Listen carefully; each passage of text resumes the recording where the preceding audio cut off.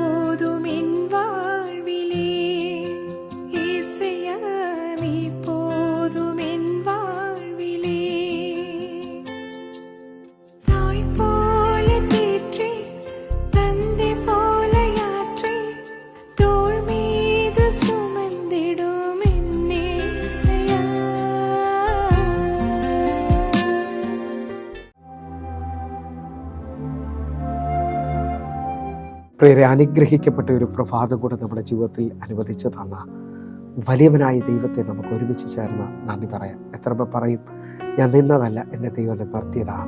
ഒന്നുകൂടെ പറഞ്ഞാൽ 2025 മെയ് മാസം 19 വരെയും എന്നെയും എൻ്റെ കുടുംബത്തെയും കണ്ണിലെ കൃഷ്ണമണി പോലെ സൂക്ഷിക്കുകയും വിടുവിക്കുകയും ചെയ്ത വലിയവനായ ദൈവത്തിന് നന്ദി പറഞ്ഞുകൊണ്ട് ഈ പ്രഭാത ചിന്തയിലേക്ക് നമുക്ക് ഒരുമിച്ച് അടുത്തു വരാം.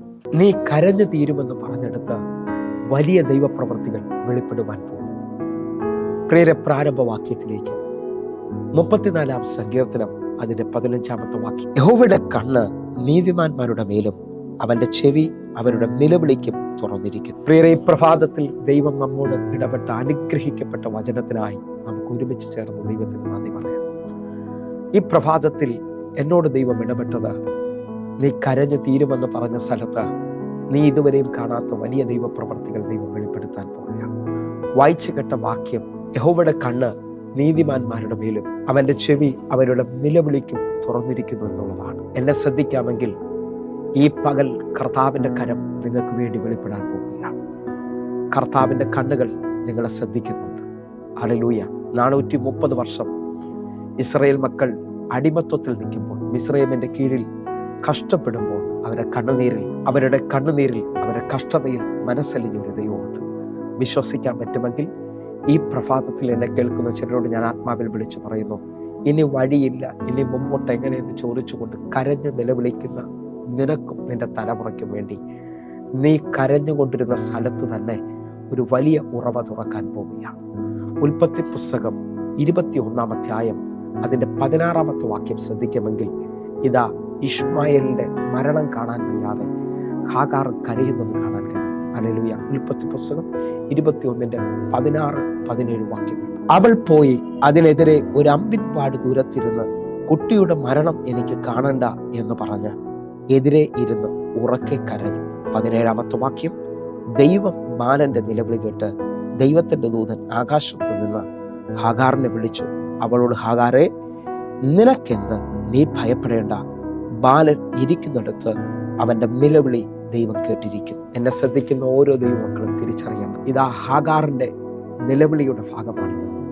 ഇശ്മായേലിന്റെ മരണം കാണാൻ വയ്യ എന്ന് പറഞ്ഞുകൊണ്ട് ഒരു അമ്പിൻപാട് ദൂരത്ത് നിന്ന് അവൾ ഉറക്കെ നിലവിളിക്കുകയാണ്. ആ നിലവിളിച്ചു കൊണ്ടിരിക്കുമ്പോൾ ബാലന്റെ നിലവിളി സ്വർഗത്തിലെത്തിയതോടെ ദൂതൻ ഇറങ്ങി ഹാഗാറിനോട് പറയണം, ഹാഗാറെ, നിനക്കെന്ത്?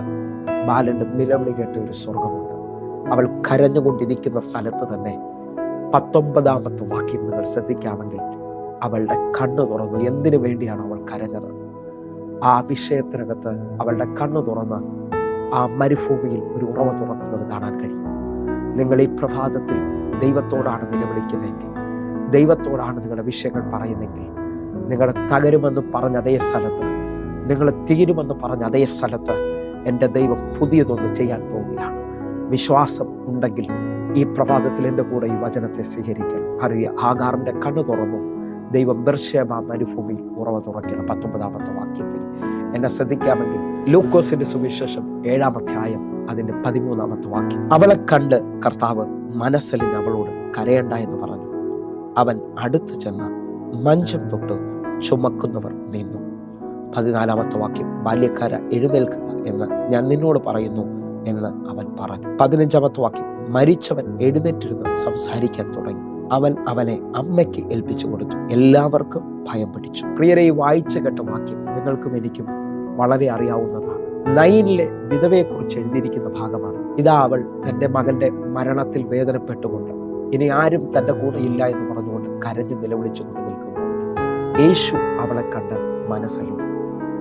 യേശു അവളോട് പറയാം, നീ കരയണ്ട. അവൾ കരഞ്ഞ് തകർന്ന സ്ഥലത്ത് ലോകത്താർക്കും അവളെ ഇനി ഒന്നും ചെയ്യാൻ പറ്റത്തില്ലെന്ന് പറഞ്ഞുകൊണ്ട് നിൽക്കുമ്പോൾ എൻ്റെ കർത്താവ് അവളുടെ കണ്ണുനീരിനെ തുടച്ചുകൊണ്ട് ആ കരഞ്ഞ സ്ഥലത്ത് തന്നെ ആ മകനെ മടക്കി കൊടുക്കുന്നു. അല്ലെങ്കിൽ ആ കരഞ്ഞ തകർന്ന സ്ഥലത്ത് തന്നെ അവളുടെ വിലാപത്തെ നൃത്തമാക്കുകയാണ്. നിങ്ങൾ വിശ്വസിക്കാൻ പറ്റുമെങ്കിൽ ഈ പ്രഭാതം നിങ്ങളുടെ വിലാപം നൃത്തമാകുന്ന സമയമാണ്.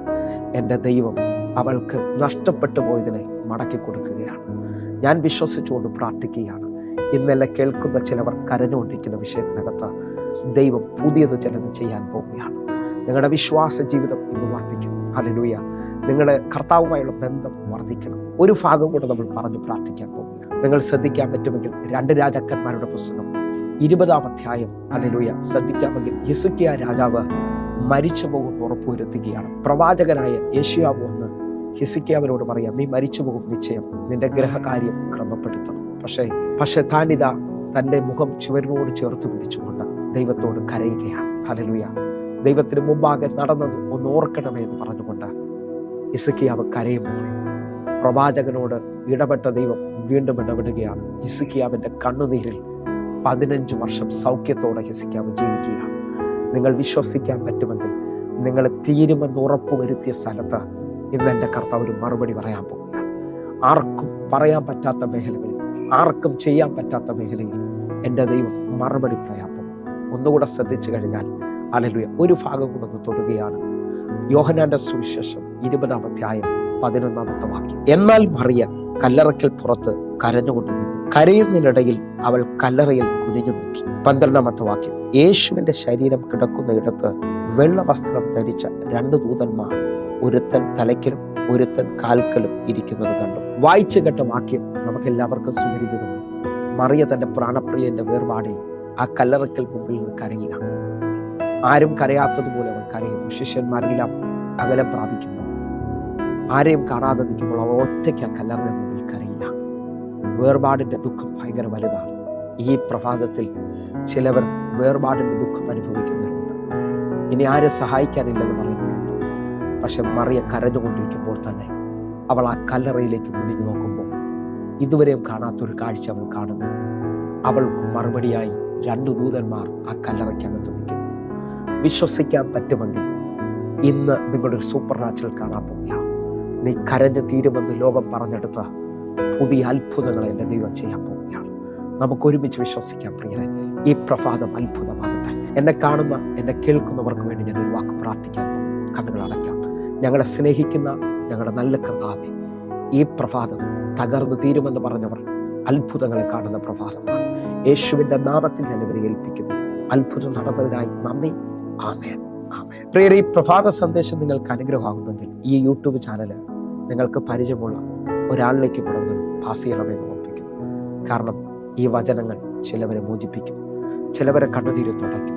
ഹല്ലേലൂയ. അതേപോലെ തന്നെ നമ്മുടെ യൂട്യൂബ് ചാനൽ സബ്സ്ക്രൈബ് ചെയ്യുകയും ഫേസ്ബുക്കിലേക്ക് നിങ്ങൾ ജോയിൻ ചെയ്യുകയും ചെയ്യണമെന്ന് ഓർപ്പിക്കുന്നു. അതേപോലെ എല്ലാ ദിവസവും വൈകിട്ട് 6 മണിക്ക് നമുക്ക് സൂമിൽ ആരാധനയുണ്ട്. നേരിട്ട് കാണാം, പ്രാർത്ഥിക്കാൻ കഴിയും. നിങ്ങളും ജോയിൻ ചെയ്യണമെന്ന് ഓർപ്പിക്കുന്നു. കർത്താവ് നിങ്ങളെ മാനിക്കട്ടെ. കർത്താവിൻ്റെ വലിയ കരം നിങ്ങൾക്ക് വേണ്ടി വെളിപ്പെടട്ടെ. God bless you. ആമേൻ.